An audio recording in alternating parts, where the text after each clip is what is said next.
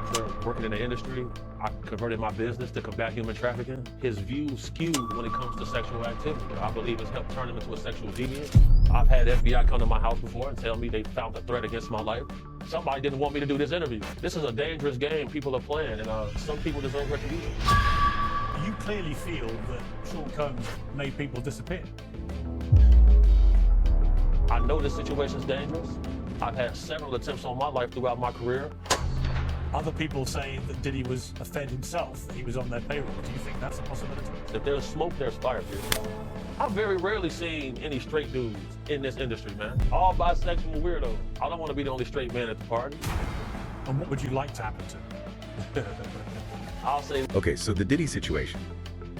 It's impossible to ignore, isn't it? It's been described as like lurid, shocking, revelatory. Absolutely. And the federal charges themselves, I mean, sex trafficking, racketeering, conspiracy, it paints a really dark picture. Right. About what might be going on behind the scenes, you know, with that level of power. Exactly. So today, we're not just scratching the surface. We want to do a real deep dive, looking at all this through the lens of Big Homie CC. Yes, the celebrity bodyguard, security entrepreneur, he has quite the background. He really does. And what makes his view so compelling is not just his industry experience, but he's now actively working against human trafficking. Yeah. So he has this very particular, maybe even personal interest. Gives him a pretty unique angle, for sure. So just to set expectations for you listening, this isn't just a news roundup.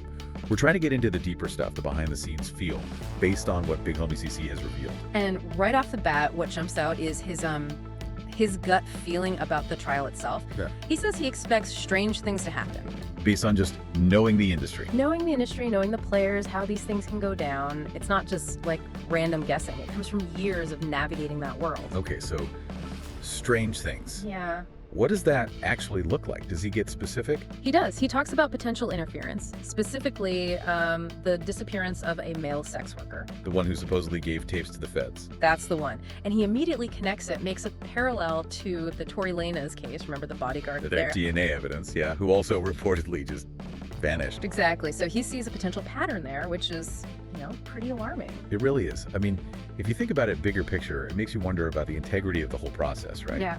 When powerful people are involved. For sure. If key witnesses can just poof, disappear, it really highlights how vulnerable the system might be. And he also anticipates the defense trying to clean up Diddy's image, right?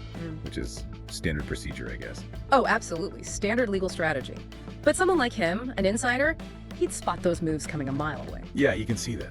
Now, thinking about Diddy's image, wow, has that shifted dramatically from this iconic mogul to facing these, I mean, horrific accusations. It's a massive shift, and Big Homie CC, he doesn't hold back. He calls Diddy a very unpleasant, nasty, violent piece of work. Wow, that's blunt. Based on his own interactions, presumably. Based on his personal experiences, observations, yeah. It's a really stark assessment. And he has this theory about MDMA use too. Yeah, he brings that up. Suggests that like maybe over 20 years of using it could have really warped his view, especially around sex. Potentially turning him into what he calls a sexual deviant. That's the term he uses. Now, obviously, that's his interpretation, linking the alleged drug use to the alleged behavior. We can't confirm that link, but it's coming from someone claiming firsthand observation. And some of the specific things he alleges are just deeply disturbing. Yeah. Like the claim about Diddy wanting to see a man urinate in his wife's mouth. Yeah, he mentions that specific incident, calling it evil. These are incredibly serious, troubling allegations, part of that whole federal investigation picture. If these things are true, I mean, it points to a pattern of behavior that's not just concerning, it's potentially criminal. Exactly. It aligns with some of the charges and the testimony that's come out already. Which brings us to Cassie Ventura. Her testimony seems absolutely key in the federal case. Definitely central. Her allegations are brutal, bashing her head, kicking, dragging. Just awful physical abuse. And then the controlling her appearance, her work. And the constant contact. Apparently, if he couldn't reach her, it was incessant. Total control. And Big Homie CC sees that and immediately recognizes. He sees traits he associates with pimps and panders. That's the comparison he makes. His background, you know, working security, now working with survivors. He sees those patterns of control and abuse. It gives him a specific lens to view it through. Right, and he talks about his empathy for survivors, which clearly shapes how he interprets these behaviors. Okay, this is where his own story gets really intense. He claims he's been poisoned. 3 times, he says. Claims toxicology reports showed cyanide, which metabolized into pneumonia in his system. Cyanide? Yeah. That's serious. And he thinks it's linked to him speaking out. He directly connects it, speaking out against powerful people like Diddy, and then these incidents happen. And also mentions threats, FBI involvement. Yeah, he claims the FBI confirmed threats against his life, which fuels his feeling that, quote, somebody didn't want me to do this interview. And the suspicious cars he mentioned. Blacked out vehicle, no plates, right around the time of the interview. Adds to that feeling of intimidation, definitely. Makes you wonder. He goes even further, though. He flat out says he believes Diddy has made people disappear. Strong words. And when Piers Morgan asked about Kim Porter's death. Right, from pneumonia? Relatively young. Big homie CC connects his own experience with pneumonia, which he blames on poisoning, to her death. He implies, maybe it wasn't just pneumonia. That's a huge implication, suggesting a possible link or pattern there, too. It raises questions, certainly. Pneumonia is a real thing, of course, but the way these instances cluster around the situation, combined with his own claims, it creates a disturbing narrative. Needs evidence, obviously, but it's out there. And the narrative keeps expanding. What about the Jamie Foxx rumors? That's been all over the internet. Right. The speculation linking Diddy to Jamie Foxx's health crisis in 2023. Big homie CC brings up Fox's own comments. From his Netflix show. About the near-death experience seeing a hot tunnel. And seeing the devil, or specifically Puffy. That's the quote that fueled a lot of it. Did Jamie Foxx ever actually accuse Diddy of poisoning him? No, not directly. But Big Homie CC highlights Fox's other statement about taking an Advil given by a partner and then waking up 22 days later. That detail kind of fanned the flames of speculation, even without direct accusation. It adds to the cloud of suspicion, even if it's not solid proof. And Big Homie CC makes a point about that, about how whistleblowers are often treated. How they face so much skepticism. Exactly. He questions why, eyewitness testimony can convict someone in court, but when people speak out publicly like this, they often get dismissed or heavily scrutinized. That's a fair point about the challenges they face, especially against powerful figures. The court of public opinion is tough. It really is. The burden of proof shifts, in a way. So let's talk motive. If these allegations hold any water, why would someone like Diddy potentially harm people? Big homie CC talks about a target letter. Yeah, he brings up the federal investigation context. A target letter means the feds likely see you as someone they're going to indict. So the theory is if Diddy got one, or worried he might, and knew others could incriminate him. He might want to tie up loose ends. That's the phrase Big Homie CC uses. He even calls it mafioso stuff. Implying organized crime tactics to silence witnesses. That's the implication. It's a potential motive, fitting a pattern you might see in high-stakes criminal investigations where people try to obstruct justice. And he also paints Diddy as this, connector figure. A middleman. A party guy, yeah. Someone who connected wealthy, powerful, influential people. He even compares it to the Epstein list, suggesting a similar network might be involved here. Which is a massive claim, obviously, suggesting this goes way beyond just one person. And he frames his own involvement as being about protecting women and children. That's his stated commitment. He also mentioned a previous lawsuit involving him and Diddy, right?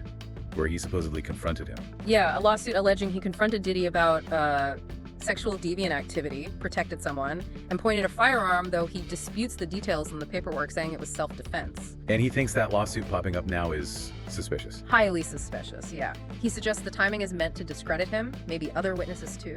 He even said he had trouble tracking down the law firm behind it. Which adds another layer of potential obstruction.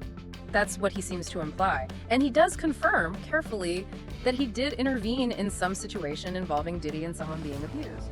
Can't give details, open case, but confirms an intervention happened. Okay, wow. And then there are allegations involving his son. Big Homie CC says he got calls about Diddy's son allegedly touching women inappropriately, without consent. And he connects this to something Dapper Dan supposedly said. Right, about Diddy's behavior maybe stemming from his family environment, suggesting a potential pattern of enabling or maybe learned behavior within that close circle. That's a disturbing thought, the idea of this stuff being perpetuated or enabled within a family. It's a known dynamic in some abuse and exploitation cases, unfortunately. The cycle of harm. Man, this just keeps getting darker. What about the Tupac rumors? Those have been around forever. Decades. Big Homie CC brings them up specifically, Dwayne Keith Davis, or Keith D, claiming Diddy promised him money to harm Tupac. And the payment allegedly got intercepted. That's part of the story, yeah.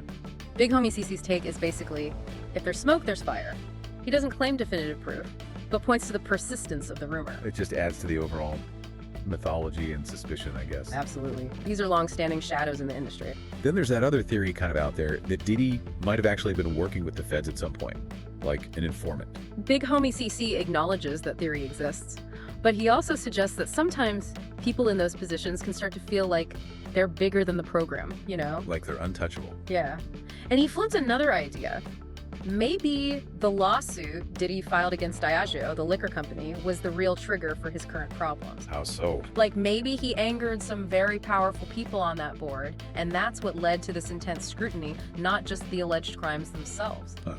So maybe a falling out with powerful business partners opened the door. It's a different angle, right? Adds another layer of potential complexity to why all this is happening now. Okay, let's shift to the freak-offs. He clarifies what those are. Basically, swinger parties. That's his explanation. He describes them as having layers. Layers, like public party first, then something else. Yeah, starts social, maybe public, then moves to more private, more explicit gatherings.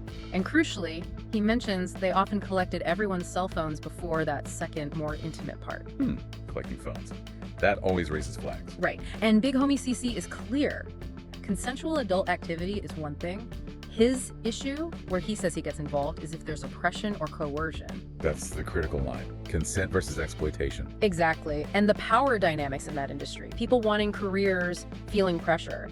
That's where the lines get really blurry. He also made that comment about bisexuality being prevalent in those circles. Yeah, he made an observation using his own, let's say, blunt terms, noted the rarity of exclusively straight men in his experience, and said it was part of why he shifted his business focus. Just his personal take on the scene he was in. Right, framed through his perspective. So back to the freak-offs and the trafficking angle. Where does that come in?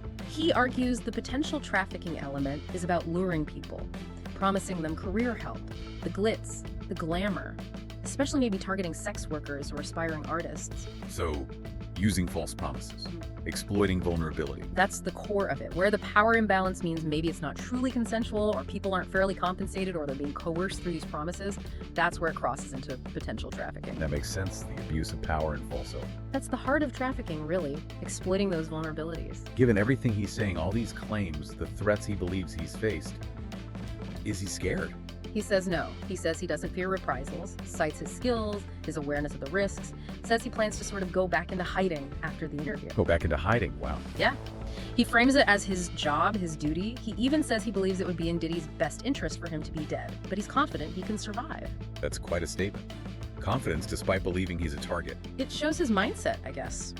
Deeply committed, aware of the danger, but seemingly unafraid. He also mentioned something about powerful people keeping trophies, souvenirs of their acts. Yeah, this disturbing idea, he connects it to, say, pedophiles keeping images on their phones, and then links that to the reports of all the CCTV cameras in Diddy's homes. And the raid, where Homeland Security agents apparently didn't even know whose house it was at first. Right. He suggests that maybe compromising footage exists and could be used as leverage for control. In business, maybe even policy. How would that work? Like blackmail? He gives an example, sending someone a screenshot of them doing something compromising to, encourage cooperation on a deal or something. That is a truly chilling thought. Systematic collection of dirt for control. Deeply troubling implications, if true. Using exploitation as a tool of influence. So after all this, what's his prediction for Diddy? Does he think he'll be convicted? Surprisingly, maybe. He actually predicts Diddy might get off, despite everything. He doesn't fully elaborate, but he mentions the plea deal Diddy reportedly turned down. It suggests maybe a cynicism about the justice system's ability to ultimately hold someone that powerful accountable. And his desired outcome. Does he say what he hopes happens? He won't say it explicitly on air, but he makes it clear he wishes the worst for human traffickers, comparing what they do to slavery. His disdain is absolute. Wow. So a prediction of acquittal, but a personal wish for severe consequences. Exactly. Reflects that cynicism about the system versus his strong moral conviction. Okay, so wrapping up this deep dive into Big Homie CC's perspective, it leaves you with a lot to process, doesn't it? Definitely. These allegations are incredibly serious. Witness intimidation claims, potential links to disappearances, suspicious deaths. The whole dynamic of the freak-offs, the questions around consent and power. And that really disturbing idea of powerful people collecting compromising material for leverage, it's all deeply unsettling. It really makes you think, doesn't it? What does all this suggest about the entertainment industry? Maybe other industries too, about the systems that might allow this kind of alleged behavior to happen. Yeah, what does it mean if people with immense power can potentially operate like this, maybe with impunity for a long time? That's a huge question. It forces you, listening to this, to really grapple with these things. How do you weigh these kinds of explosive allegations? Skepticism versus belief. And what would justice actually look like in a case this complex, with this much power involved? There are no easy answers. None at all. Definitely something to keep thinking about long after this deep dive ends.